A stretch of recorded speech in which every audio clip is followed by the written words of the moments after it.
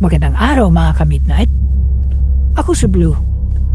Pinadala ng isa sa ating mga tagapakinig ang ating kwento ngayon.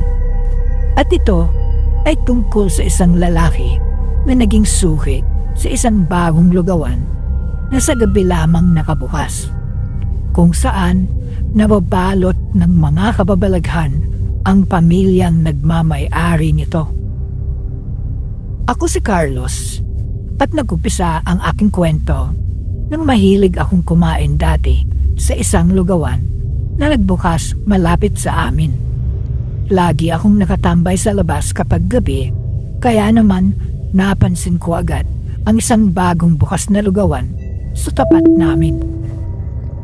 Ang lugawang ito ay maliit lamang at napansin kong wala halos pumupunta dito. Siguro dahil na rin sa hindi kalinisan ang lugar nito. Naisipan kong subukan pa din ang lugaw dito at nagpakilala agad ang mga may-ari ng karinderya pagdating ko. Nagpakilala silang dalawa bilang si JR at Poleng. Sila ay magkapatid umano at bagong lipat lang sa kanilang pwesto. Buntis si Poleng at mukhang mabait ito. Ngunit may kakaiba kay JR. Mukha itong marami, malagkit ang mga titig sa mga customer at lagi itong naglalaway. Nang abutan ako ng lugaw, hindi ko nalang pinansin ang magkapatid at agad na tinikman ito. Masarap at malasa ito, ngunit napansin kong medyo matigas ang laman na baboy na nilagay nila rito. Naisip kong maaari kong balik-balikan ang lugawan na ito dahil ayos naman ang lasa at mabait sa akin si Poleng. Naging magkasundo kami pero nag-aalala ako sa kanya nang may mabalita ang nawawalang babae malapit sa amin. Huling nakita daw ito isang gabi malapit sa lugawan. Kaya naman natakot ako para kay Poleng dahil baka hindi ligtas para sa kanya ang lugar nila. Nagkagulo ang mga barangay nang mahanap ang babae. Nakasako daw ang putol-putol na parte na katawan nito na natagpuan sa mga basurahan. Ang pinakamalala pa ay maraming parte ng katawan nito ang hindi pa natatagpuan. Ilang gabi din na nagkaroon ng curfew kapag gabi, kaya hindi ako nakakadalaw sa lugawan. Nang makalabas ulit ako, bumisita ako sa lugawan at nangamusta kay Poleng. Pagdating ko, si JR pa lang ang nagluluto. Nakangiti siya sa akin, ngunit nakakatakot ang ngiti nito. Buti na lamang ay dumating agad si Poleng at agad kami nag-usap. Kinamusta ko si Poleng at nagsabi siyang ayos lang naman daw siya. Ligtas naman daw siya dahil kasama niya ang kapatid niya sa lugawan. Napanatag ako kaya nagkwentuhan pa kami tungkol sa personal na buhay. Galing daw silang probinsya at matagal nang patay ang kanilang mga magulang. Alam daw niya na may pagka-weirdo ang kapatid nito pero malaki ang naitulong nito simula pa nung mga bata sila. Tinanong ko siya kung sino ang ama ng kanyang dinadala. Natigil ang aming usapan nang dumating si JR. Halatang nanigas sa takot si Poleng nang tumabi ang kanyang kapatid sa amin. Si JR ang sumagot sa tanong ko kay Poleng at sinabing naglayas ang ama ng anak ni Poleng. Pagtayo ni JR, nagtaka ako dahil may inabot na sulat sa akin si Poleng. Nagtaka ako at binuksan ito pag-uwi. Nagulat ako dahil humihingi ng tulong si Poleng. Hindi ako makatulong dahil iniisip kong maigi kung ano ang dahilan ng biglang paghingi ng tulong ni Poleng. Napaisip ako kung ano ang posibleng dahilan bakit parang kinabahan siya nang nagtanong ako tungkol sa kanyang asawa. Napaisip ako kung bakit sila umalis sa kanilang probinsya. at baka konektado ito sa ama ng batang kanyang dinadala. Lalo akong napaisip nang may mabalitaan na namang mayroong batang nawawala dito sa amin.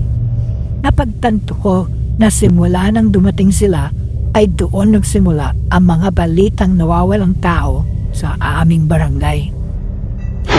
Lumabas ang katawan ng batang nawawala at muli putol-putol at nakabalot ang katawan na natagpuan sa basurahan. Lalo kung pinagdududahan si JR dahil huling nakita daw ang bata malapit sa lugawan mismo bago ito nawala. Binalak kong puntahan na si JR at harapin siya sa kanilang lugawan at para iligtas na din si Pauling kung sakaling nasa panganib ito. Naisip kong baka kaya sila umalis ng probinsya ay dahil pinatay ni JR ang asawa ni Pauling. Nagmamadali akong pumunta sa kanilang lugawan kahit sarado pa ito at balak kong i-record ang magiging usapan namin sa aking cellphone. Pruweba ko ang sulat na inabot sa akin ni Pauling para mapaamin ko si JR sa kung anong ginawa niya. Pagdating ko, nagluluto si JR sa malaking kawali. Nakaniti pa din ito ng nakakatakot. Hindi ko pinahalata na nagre-record ako at umupo muna. Tinanong ko si JR kung nasaan si Pauling. Inabutan lang ako ng lugaw ni JR at amoy na amoy ko ang bango. Sinabi niya sa akin na wala si Pauling dahil nanganak na daw ito. Nagulat ako nang makarinig ng kalampag sa may kusina. Tumakbo agad ako papunta roon at nagulat sa aking nakita. Nakatali si Pauling. Nasa sahig at duguan ito. Umimpis na ang tiyan niya kaya nagtaka ko kung saan napunta ang sanggol. Pagtingin ko sa paligid ng kusina, nagulat ako sa aking nakita dahil puno ito ng mga parte ng katawan ng tao. Halos masuka ako sa aking napagtanto. Sinabog ni JR ang sanggol ni Pauling sa lugaw na ginawa nito. Pinakawalan ko si Pauling nang biglang dumating si JR na may dalang kutsilyo. Nanlilisik ang mga mata ni JR habang sinisigawan ako na wag ko daw agawin ang kanyang kapatid. Madami na daw siyang pinatay para lang may maihain para sa kanilang negosyo.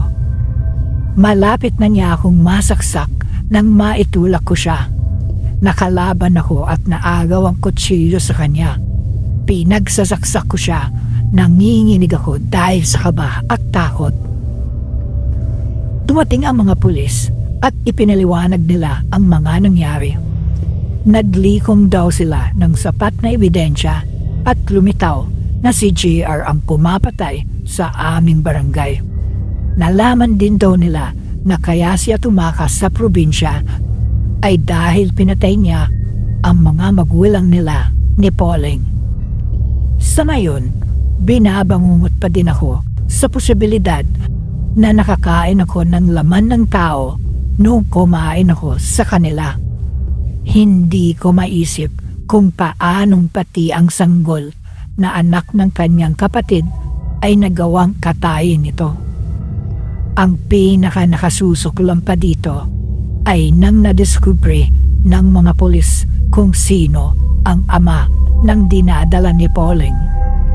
Ayon sa kanila, ilang taong ginagahasa ni JR si Pauling, sarili niyang kapatid. At ang sanggol na inihain nito sa lugawan ay ang sarili niyang anak.